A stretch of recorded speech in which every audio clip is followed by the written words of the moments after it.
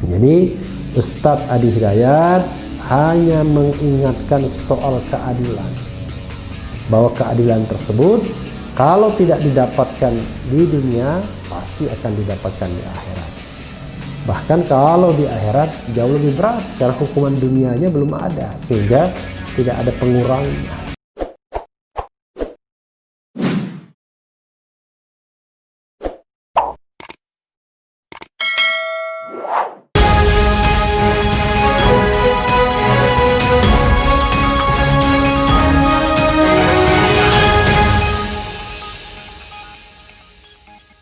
Assalamualaikum warahmatullahi wabarakatuh, sobat RH sekalian. Jumpa lagi kita di channel yang keren ini, Keren Cadas. Saya masih terus breaking news ya, karena breaking news jangan panjang-panjang. Dan masih terkait dengan FPI, Front Pembela Islam, 6 laskar yang tewas, dan juga penersangkaan Habib Rizik. Nah, kali ini ada pernyataan statement dari Ustadz Adi Hidayat ya. Setelah Ustadz Abdul Somad yang diancam, ini Ustadz Adi Hidayat bicara mengenai janji Allah soal pembunuhan. Masih dan juga dari Glora News ya. Ustadz Adi Hidayat ucapkan duka bagi anggota FPI, ingatkan janji Allah soal pembunuhan. Kita bacakan ya. Glora.co. Ustadz Adi Hidayat mengucapkan duka cita mendalam atas meninggalnya 6 anggota FPI yang ditembak polisi di Tol Cikampek Senin dini hari 7/12 lalu. Dalam YouTube Adi Hidayat Official yang diunggah Kamis malam 10/12 dalam program spesial tanya jawab atas nama keluarga besar Adi Hidayat Official, menyampaikan duka cita yang sangat mendalam atas meninggalnya 6 anggota FPI ini. Kita bermohon kepada Allah, berdoa kepada Allah, semoga diterima setiap titian amal solehnya dan disabarkan keluarganya atas kejadian ini, jelasnya. Menurut Ustadz Adi Hidayat, dia mendukung segala hal yang terkait dengan proses pengungkapan kasus ini, mendukung semua pendapat orang yang ahli di bidangnya, baik itu pakar hukum, pernyataan ulama, dan pernyataan ormas yang capable di bidangnya. Kita mendorong semoga segalanya bisa berjalan sesuai yang Allah tetapkan dan sesuai koridor hukum yang berlaku di NKRI, tegasnya. Saya hanya ingin mengingatkan, di dalam Al-Quran surah Al-Baqarah ayat 72, Allah Subhanahu wa Ta'ala mengungkap janji akan menampilkan dan membuka segala hal yang terkait dengan tindak tanduk manusia, potensi kejahatan yang mungkin terjadi, misalnya pembunuhan, katanya. Ustadz Adi lalu membacakan ayat tersebut sesuai bahasa Al-Quran bersama terjemahannya dalam bahasa Indonesia. Adapun terjemahan ayat tersebut sebagai berikut. Dan ingatlah ketika kamu membunuh seorang manusia, lalu kamu saling tuduh-menuduh tentang itu, dan Allah hendak menyingkapkan apa yang selama ini kamu sembunyikan, jelasnya membacakan terjemahan ayat itu. Semuanya akan diungkap dengan cara yang seadil-adilnya dan sejujurnya. Bila tak di dunia, maka semua akan diungkapkan di akhirat, jelasnya. Luar biasa. Sobat RH sekalian, ya itu tadi ya dari Ustadz Adi Hidayat mengenai hal ini. Sengaja saya ungkapkan bagaimana ustadz-ustadz menanggapi soal ini, karena ini juga untuk menyadarkan kepada kita, sering soal itu tidak selesai hanya soal yuridisnya saja. Soal yuridisnya harus dicari bagaimana duduk persoalannya dengan terang, tetapi dimensi lainnya juga harus diingatkan kepada siapapun. Kalau itu hanya terkait dengan pelaku di lapangan, misalnya pelaku di lapangan itu betul-betul karena dia membela diri, karena dia diserang, lalu berdasarkan kondisi yang tidak bisa dielakkan lagi dia melakukan pembunuhan atau menembak, barangkali itu justified. Tapi fakta-fakta dan data-data rasanya tidak mengarah ke sana. Jadi dengan kasat mata, dengan menggunakan sedikit nalar, Kita paham, apalagi ada beberapa wartawan, media yang coba ke lapangan dan sama sekali tidak menemukan bahwa ada tembak-menembak di kilometer 50 dan lain sebagainya. Juga keanehan-keanehan yang kasat mata, seperti misalnya kalau membela diri, ya kenapa harus menembak korban sampai lebih dari 1 kali? Kenapa harus menembak korban sampai di jantung? Kalau misalnya senjatanya cuma 2, kenapa yang meninggal sampai 6? Artinya yang tidak bawa senjata pun dilumpuhkan juga. Tapi bukan dilumpuhkan, tapi dimatikan, dibunuh. Kenapa harus ada sayatan-sayatan, luka? Kenapa harus ada kondisi yang lebam atau memar? Jadi sobat era sekalian, mudah sekali rasanya untuk kita berkesimpulan bahwa itu bukan tindakan bela diri. Tapi sekali lagi, tetap ada azas praduga tak bersalah, ya. Azas praduga tak bersalah, presumption of innocence. Walaupun sebenarnya hingga hari ini kita tidak tahu siapa pelaku di lapangannya, karena tidak pernah ditampilkan. Yang ada adalah bahwa petugas diserang. Siapa petugasnya kita tidak pernah tahu. Berapa jumlahnya pun sepanjang atau sependek pengetahuan saya tidak tahu. Yang jelas lebih dari 1 mobil pastinya. Ada yang bilang 2 mobil, 3 mobil, 4 mobil dan lain sebagainya. Artinya jumlahnya juga banyak.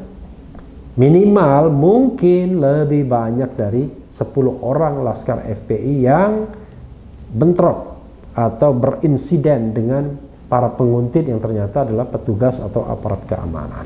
Jadi Ustadz Adi Hidayat hanya mengingatkan soal keadilan, bahwa keadilan tersebut kalau tidak didapatkan di dunia pasti akan didapatkan di akhirat.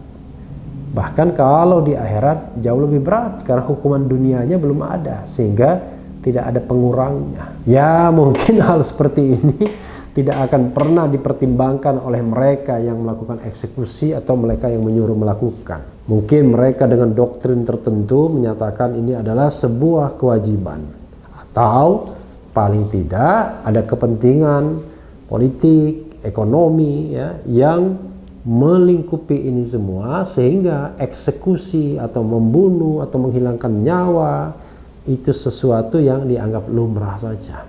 Sama lumrahnya misalnya dengan kasus penculikan 27 Juli tahun 1996.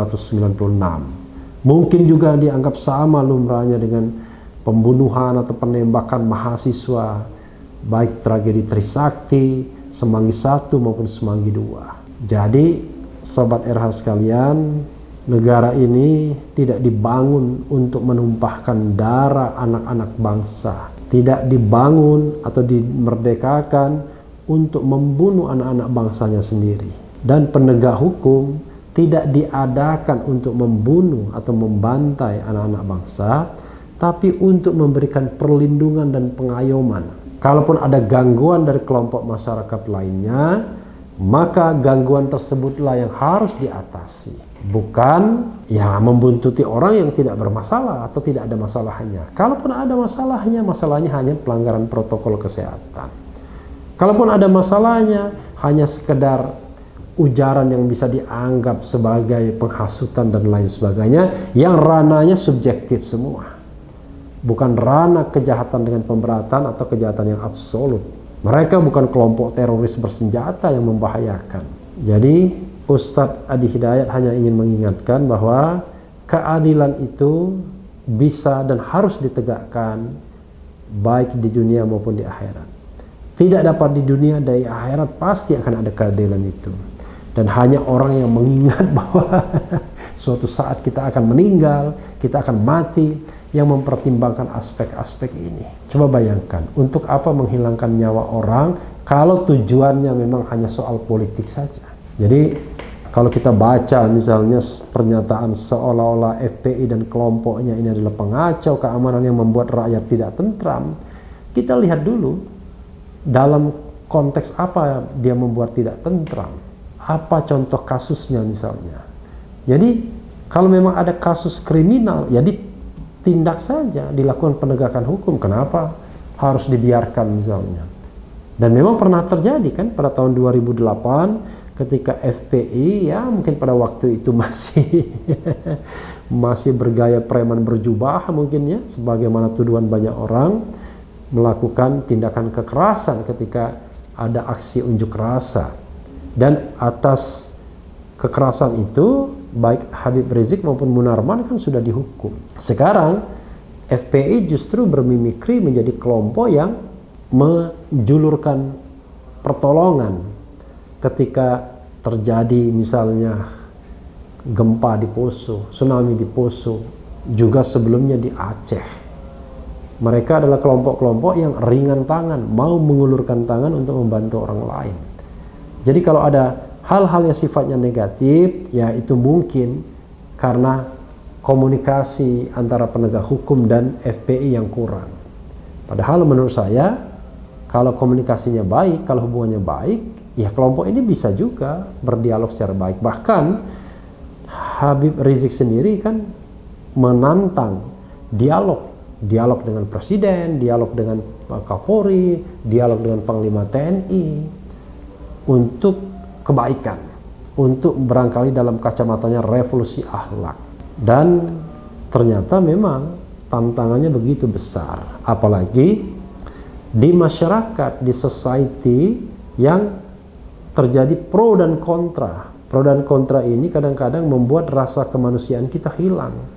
Apa hilangnya? Kita tidak peduli dengan nyawa, dengan korban jiwa. Saya lihat misalnya di sebuah video ya, katakanlah video pendukung pemerintahan misalnya, angle yang diambil bukan empati, bukan simpati terhadap nasib korban ya, yang masih muda-muda, bagaimana keluarga dan lain sebagainya. Justru yang disalahkan Habib Riziknya. Aneh kan kalau disalahkan Habib Riziknya. Kenapa? Karena dia pergi keluar kota dikawal oleh orang yang mengawalnya, dan dia tidak sedang melakukan tindakan apa-apa, dan tidak pantas juga dibuntuti karena dia kan belum dalam status sebagai tersangka. Dia dipanggil untuk mengklarifikasi. Ya sama seperti Setia Novanto, walaupun konteks kejahatannya berbeda karena Setia Novanto waktu itu kan tindak pidana korupsi. Setia Novanto juga tidak datang ketika dimintai klarifikasi sampai akhirnya ditetapkan sebagai tersangka tanpa memeriksa yang bersangkutan. Tapi tentu berbeda, sangat berbeda. Satu adalah sebuah kejahatan yang absolut, bahkan kejahatan bagi kewarganegaraan kita ini, ya, kejahatan bagi warga negara. Saya ulangi lagi, karena korupsi itu menghalangi kesejahteraan, menghalangi pemerintah untuk mensejahterakan rakyat. Karena uang yang harusnya diberikan atau dicurahkan atau disalurkan kepada masyarakat untuk kesejahteraan malah dikorupsi. Dan itu jumlahnya besar, kasus EKTP tersebut. Sementara Habib Rizik kasusnya ya biasa-biasa saja, kasus tentang pelanggaran protokol kesehatan yang dalam perspektif Kepala BNPB, Badan Nasional Penanggulangan Bencana, yaitu Doni Monardo, mengatakan itu kerumunan itu tugasnya Satpol PP untuk menegakkan aturannya, bukan polisi artinya. Ya, perkara kemudian polisi akhirnya mengenakan tindak pidana yang lainnya, itu pasal 160, ya itu adalah soal yang memang ya saya anggap seperti sengaja dicari pasal agar Habib Rizik tidak hanya kena mengenai pelanggaran protokol kesehatan yang lemah kalau dikenakan kepada Habib Rizik, karena ancaman hukumannya cuma 1 tahun, dendanya 100 juta, dan juga terjadi pro dan kontra karena itu dianggap cocok untuk diterapkan pada situasi karantina. Sementara sekarang PSBB transisi yang dasarnya adalah Pergub, peraturan gubernur. Sobat daerah sekalian, mudah-mudahan nanti akan terang bukan dengan sendirinya, dengan tim independen, dengan Komnas HAM atau dengan siapapun yang merasa bertanggung jawab, institusi yang merasa bertanggung jawab untuk menguak ini sebaik-baiknya. Mereka yang melakukan, menyuruh lakukan harus bertanggung jawab. Ya, mudah-mudahan Ustadz Adi Hidayat memberikan doa yang terbaik agar kasus ini bisa diungkapkan seterang-terangnya. Dan mereka-mereka yang berkecimpung di dunia aktivisme, hak asasi manusia, dunia hukum, tetap mendorong kasus ini diungkap. Jangan berlalu bersama angin, gone with the wind ya. Ya, sobat era sekalian, yang penting tetap di channel ini, karena di channel ini Anda akan dirayu, ditipu, dibaperin, dicecar, diuber pula di jalur khusus. Karena channel ini adalah channel yang mengancam, memeras, dan membenci. Jangan lupa subscribe, like, comment, and share. Cia.